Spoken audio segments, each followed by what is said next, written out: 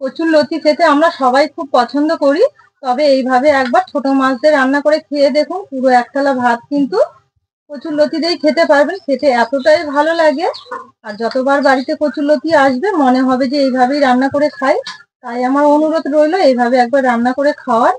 নমস্কার বন্ধুরা, আপনাদের সবাইকে অনেক অনেক স্বাগত জানাই কাজলি ভিলেজ ফুড রান্নাঘরে। তো এবছর প্রথমবার আমার রান্নাঘরে কচুরলতি হবে, আর কচুরলতি খাওয়া স্বাস্থ্যের পক্ষে খুবই ভালো। প্রচুর পরিমাণে ভিটামিন আয়রন থাকে। তো এই কচুরলতি কিন্তু ছোট থেকে বয়স্ক বাচ্চাদের সবারই খাওয়া খুব প্রয়োজন। তো আজকে আমি কচুরলতি রান্না করব, আর কচুরলতির সঙ্গে থাকবে ছোট মাছ। ছোট মাছ দিয়ে রান্না করব। এখানে আগে থেকে মাছগুলো আমি কেটে নিয়েছি, চাদা মাছ আর কয়েকটা পুঁটি মাছ রয়েছে। তো এই মাছগুলো দিয়েই আমি রান্না করব। প্লিজ আপনারা ভিডিওটা শুরু থেকে শেষ পর্যন্ত দেখতে থাকুন। আশা করছি আজকের রেসিপি আপনাদের অনেক বেশি ভালো লাগবে। আর কিভাবে কচুরলতি রান্না করলে খেতে খুব ভালো লাগবে, পুরো এক থালা ভাত কিন্তু কচুরলতি দিয়ে খাওয়া যাবে। প্লিজ দেখতে থাকুন, আশা করছি খুব ভালো লাগবে। এগুলো খুব পরিষ্কার করে এইভাবে যেগুলো বাদ দেওয়ার বাদ দিয়ে ভালো করে ছোট ছোট করে কেটে নেব।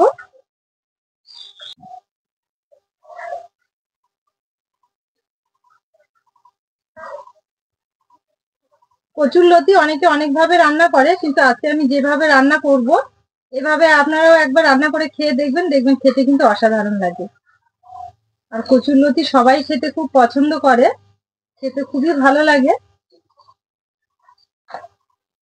তো এইভাবেই সবগুলো কেটে নেব। তো দেখুন, যেগুলো একটু মোটা এইভাবে পরিষ্কার করে নেওয়ার পর বটিতে একটু মাঝখানে এইভাবে চিড়ে দেব, তাহলে যে আমি একটু মাখো মাখো করে রান্না করব, তো এগুলো খেতে কিন্তু খুব ভালো লাগবে। শুধু মোটাগুলো এইভাবে চিড়ে নেব, এইভাবে চিড়ে নেব, আর সেদ্ধও কিন্তু খুব ভালো হবে। কচুরলতিগুলো খুব সুন্দর করে কেটে নিয়েছি, পরিষ্কার করে ধুয়েও নিয়েছি। এবার রান্নার জন্য সম্পূর্ণ মশলাও কিন্তু আমি এখানে গুছিয়ে নিয়েছি। এবার উনুন জেলে রান্না শুরু করে, উনুন জেলে কড়াই বসিয়ে দিয়েছি, কড়াই গরম হয়ে গেছে, তেল দিয়ে দেবো মাছগুলো ভেজে নেওয়ার জন্য। মাছের মধ্যে দেবো লবণ, আর দেবো হলুদ গুঁড়ো। খুব ভালো করে মাছগুলো মেখে নেব লবণ হলুদ দিয়ে। এদিকে তেলও খুব ভালো মতো গরম হয়ে গেছে, মাছগুলো ছেড়ে দেবো তেলের মধ্যে।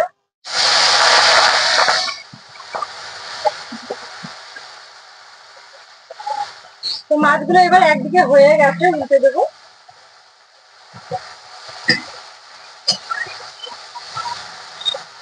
এই সাদা মাছগুলো দিয়ে যদি কচুরলতি রান্না করা যায় খেতে কিন্তু খুব ভালো লাগে। আর কচুরলতি কিন্তু ছোট মাছ দিয়ে খেতে ভালো লাগে। কচুরলতির জন্য কিন্তু পারফেক্ট এই মাছগুলো। তো মাছগুলো দেখুন এখানে খুব সুন্দরভাবে ভেজে নিয়েছি, এবার তুলে নেব।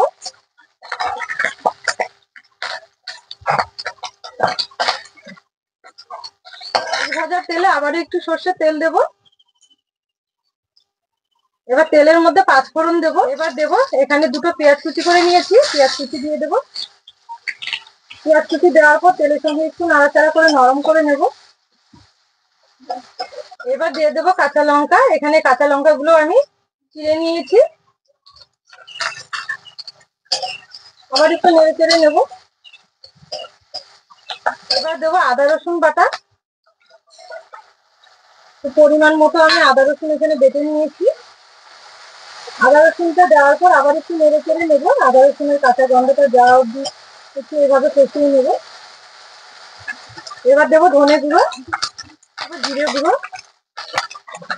আর দেবো ঝাল লঙ্কার গুঁড়ো। সবকিছু একটু ভালো করে নেড়ে চেড়ে নেবো। এবার দেবো স্বাদ মতো লবণ, আর দেবো পরিমাণ মতো হলুদ গুঁড়ো। মশলাটা লেগে যাতে না যায় সামান্য একটু জল দিয়ে দেবো। সবকিছু খুব ভালো করে মিশিয়ে নেব। তো দেখুন একটু জল দিয়ে মশলাটা খুব সুন্দর করে ফ্রাই করে নিয়েছি। এবার এতে দেবো আমি বড় সাইজের একটা টমেটো কুচি করে নিয়েছি, টমেটো কুচি। টমেটো দেওয়ার পর নেড়ে চেড়ে টমেটোটা গলিয়ে যাওয়া অব্দি একটু অপেক্ষা করবো। তো দেখুন একটু সময় নিয়ে টমেটো গুলো খুব সুন্দর করে নরম করে নিয়েছি, একদম গলিয়ে গেছে। এই দেখুন। তো এবার দেবো আমি হাফ চামচ কাশ্মীরি লঙ্কার গুঁড়ো, খুব সুন্দর একটা কালার আসবে। এই লঙ্কার গুঁড়োটা কিন্তু ঝাল হয় না, সুন্দর একটা কালার আসার জন্যই দেওয়া। আবার একটু নেড়ে চেড়ে নেবো। এবার এর মধ্যে দেবো আমি কচুরলতি গুলো।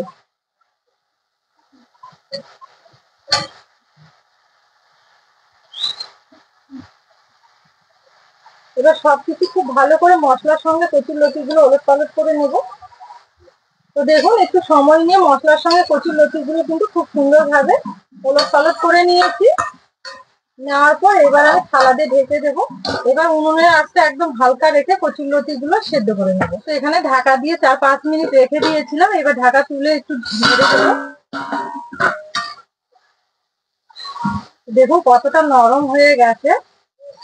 কচুর লতি রান্না করার সময় কিন্তু জল ব্যবহার করবেন না, এইভাবে একটু ঢাকা দিয়ে মশলার সঙ্গে ভালো করে কচুর লতি গুলো দেওয়ার পর একটু ঢাকা দিয়ে উনুনের আঁচটা হালকা রেখে একটু সেদ্ধ করে নেবেন, তাহলেই কিন্তু খুব সুন্দরভাবে সেদ্ধ হবে।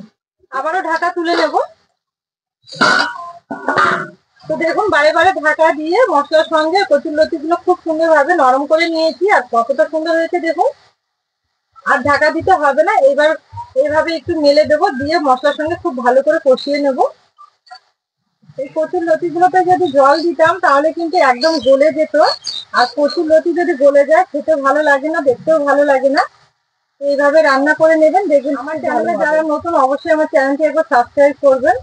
আর আপনারা যদি নিত্য নতুন কোনো রেসিপি, মিষ্টি বা যে কোনো রান্না দেখতে চান তাহলে প্লিজ একবার আমাকে কমেন্ট বক্সে জানাবেন, তাহলে আমি সেগুলো খুব তাড়াতাড়ি রিপ্লাই দেবো।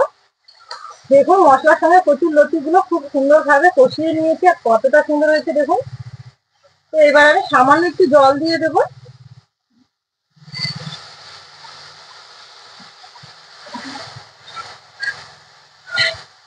যেহেতু এখানে ছোট মাছ দেবো তার জন্য একটু জল দিলাম। তো দেখুন জল দেওয়ার পর ঝোলটা একটু ফুটতে শুরু করেছে। এবার এতে দেবো আমি আগে থেকে যে মাছগুলো ভেজে রেখেছি, এই মাছগুলো দেওয়ার পর আবারও খুব সুন্দরভাবে একটু নেড়ে চেড়ে ফুটিয়ে নেব।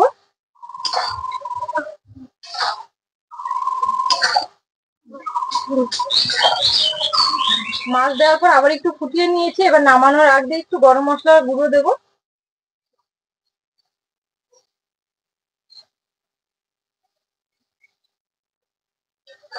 গরম মশলার গুঁড়োটা দেওয়ার পর আবার একটু এভাবে ওলট পালট করে নেব।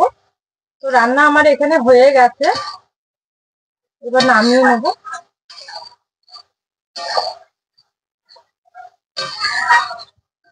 দেখুন কতটা সুন্দর হয়েছে। এইভাবে একবার মাখো মাখো করে কচুর লতি গুঁড়ো মাছ দিয়ে রান্না করবেন, দেখবেন খেতে কিন্তু খুব ভালো লাগবে।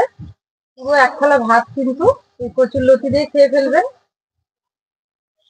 হয়ে গেছে, এবার নামিয়ে নেব, একটা থালাতে ঢেলে নেব।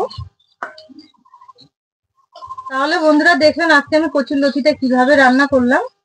এইভাবে রান্না করবেন, খেতে খুব ভালো লাগবে। গরম পড়েই গেছে, আর গরম পড়া মানেই কিন্তু কচুরলতির আমদানি প্রচুর, বাজারেও প্রচুর পাওয়া যাচ্ছে। আপনারা এইভাবে একবার কচুরলতি নিয়ে এসে বাড়িতে রান্না করবেন ছোট গুঁড়ো মাছ দিয়ে, দেখবেন খেতে খুব ভালো লাগবে। আর পুরো এক থালা ভাত কিন্তু এই কচুরলতি দিয়ে খেয়ে, তাই আমার অনুরোধ রইলো এইভাবে একবার রান্না করে খাওয়ার। আর এইভাবে রান্না করলে বাড়ির সকলেই কিন্তু খেতে পছন্দ করবে, আর বারবার বলবে এইভাবেই রান্না করে নিতে। আমার এই রেসিপি গুলো যদি আপনাদের ভালো লেগে থাকে তাহলে অবশ্যই কাজলি ভিলেজ ফুড চ্যানেলটি একবার সাবস্ক্রাইব, লাইক, শেয়ার করবেন। আর পাশে থাকা বেল আইকনটি ক্লিক করবেন সবার আগে নোটিফিকেশন গুলো পাওয়ার জন্য। আর ফেসবুক পেজ থেকে দেখলে পেজটা অবশ্যই একবার ফলো করবেন। বন্ধুরা আজকের ভিডিওটা এখানেই শেষ করলাম। সবাই খুব ভালো থাকবেন, সুস্থ থাকবেন, সাবধানে থাকবেন। আবার দেখা হবে নতুন রেসিপি নিয়ে।